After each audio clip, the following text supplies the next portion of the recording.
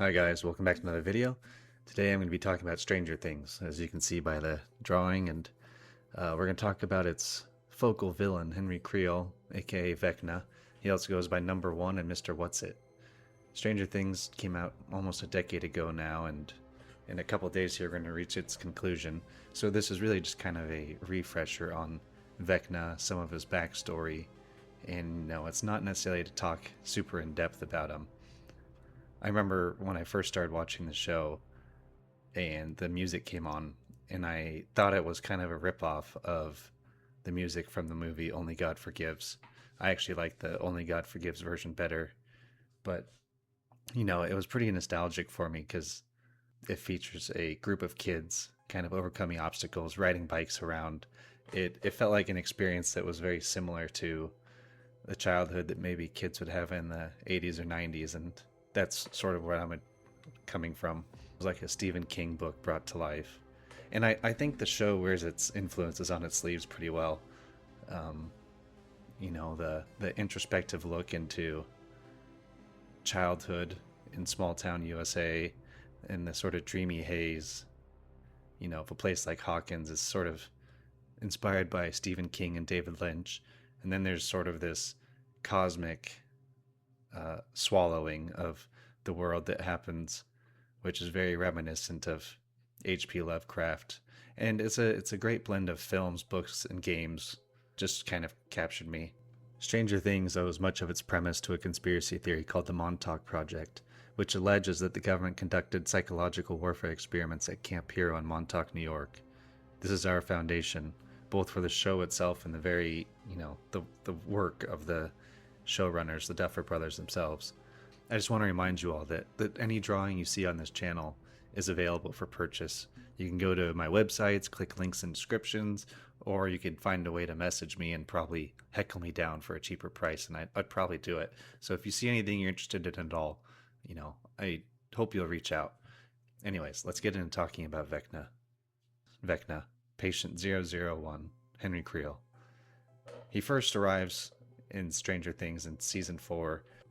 According to Vecna, he was responsible for it all, which is pretty contrary to the situation we had been experiencing as we watched the show ourselves through the first 3 seasons, where it seemed like a sort of cosmic or supernatural entity was in charge of what was happening. But instead, Vecna claims full responsibility for all the chaos that has unfolded in Hawkins. He, through powers that we don't fully understand, has taken over the hive mind in the Upside Down and used the Demogorgons and his mind control ability to sort of do his bidding. And this is the part of the story that sort of involves some retconning and the sort of plausible deniability we have as a viewer of whether or not we believe what Vecna is saying. Because, of course, he could be wrong. He could fully believe that he's in charge of the Upside Down, or he could be lying about his abilities, or it could just be a mere fact that he is, in fact, the orchestrator of everything that had happened, and the Mind Flayer has no real sway or persuasion over him. It's something we can't know just yet.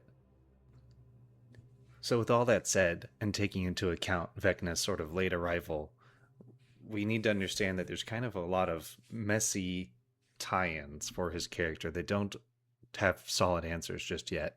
For example, Henry Creel, as far as we know, was born sometime between 1945 and 1950. We don't get a particularly solid date, but he was born in Nevada, and in Nevada he experiences a sort of monumental event where one day he goes exploring and he finds a cave, and in this cave there's some forlorn technology, which is from a different government experiment, of course, that transports him to a different dimension. The equipment had been placed there by Russian thieves, of course, but that's not really the most important part. The most important part is that he is transported to a different dimension, and while he's there, he sees or catches glimpses of monsters and various other horrors as he's stuck there for some 12 hours. Finally, he returns back to Earth somehow, some way, and, he's forever changed from this experience he's had. His blood has undergone a transformation, and of course, he's now sort of sporting some new abilities. The cave story, if it's to be believed by Vecna or the material it's taken from, is pretty interesting because, as we saw in the first 4 episodes of the newest season, he has a deep fear of a cave that Max and Holly are hiding within. And so there's something going on there. Whether it's related to that or not, I do believe it is related, because there's also a Looking Glass tie-in that he as a boy had a looking glass as he went playing out in that cave, and Holly had a looking glass as she walked through the woods to get there. But anyways, upon return, he's quite different.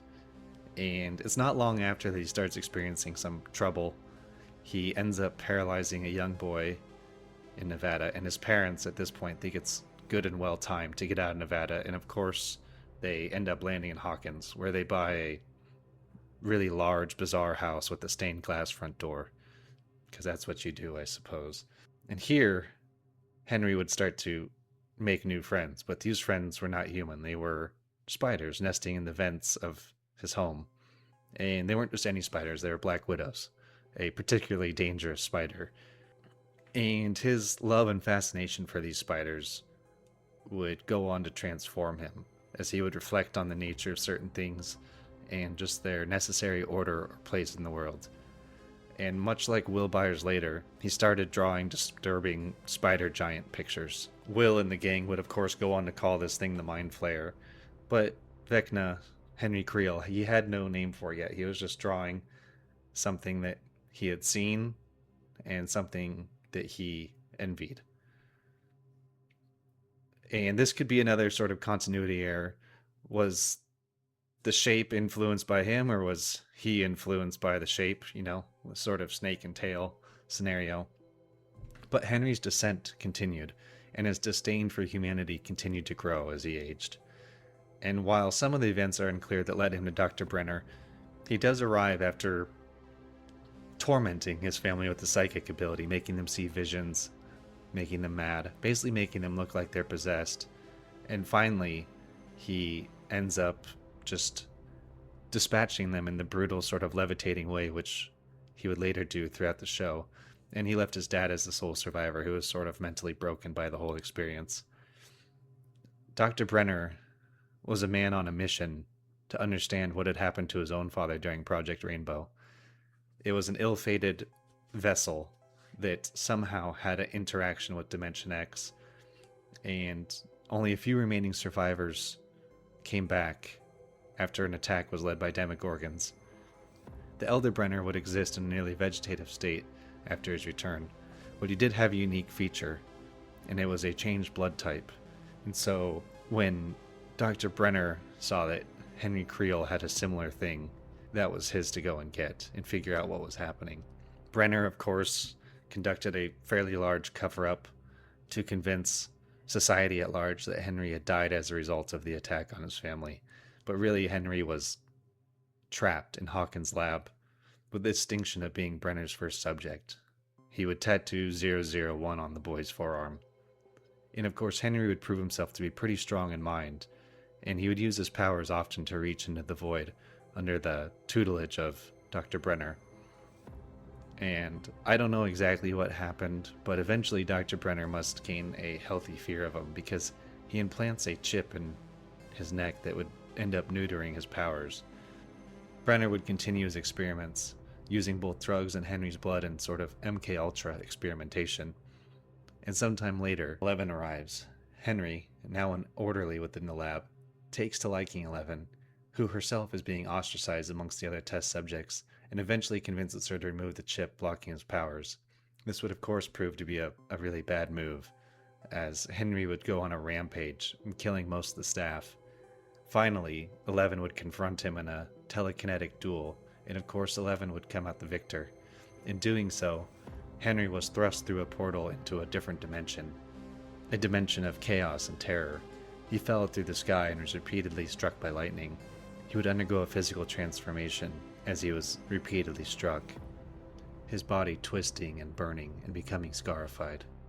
Finally, when Henry touched down, he took to sort of wandering this interdimensional wasteland, And finally he came upon it, the immaterial entity, the sort of funnels or motes of dust that were the living life force of some creature beyond our understanding. And Henry would use his power to shape the entity into something resembling a spider, the same type of drawing he had done when he was a boy. Later, the kids would take to calling it the Mind Flayer. I think the rest of the story from here is pretty clear. Vecna trying to access the dimension Earth is in, succeeding, killing, the party winning. Hawkins and the world at large, at great peril. And hopefully the final 4 episodes reveal some truths for us that tie all this up in a way that's both satisfying and as neat as it can be. There's some interesting questions that will be hopefully answered. Is Vecna really in charge of the Upside Down, or is it the Mind Flayer? What's Will's role in all of this?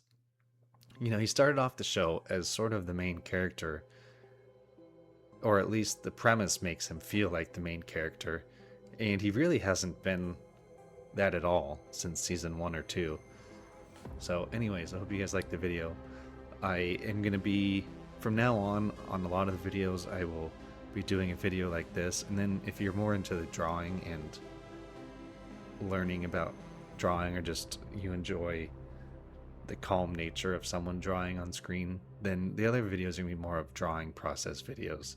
So where I will still talk about the characters, but it's not going to be as intense as this is. So anyways, thanks for watching. Hope to catch you guys in the next one. Peace.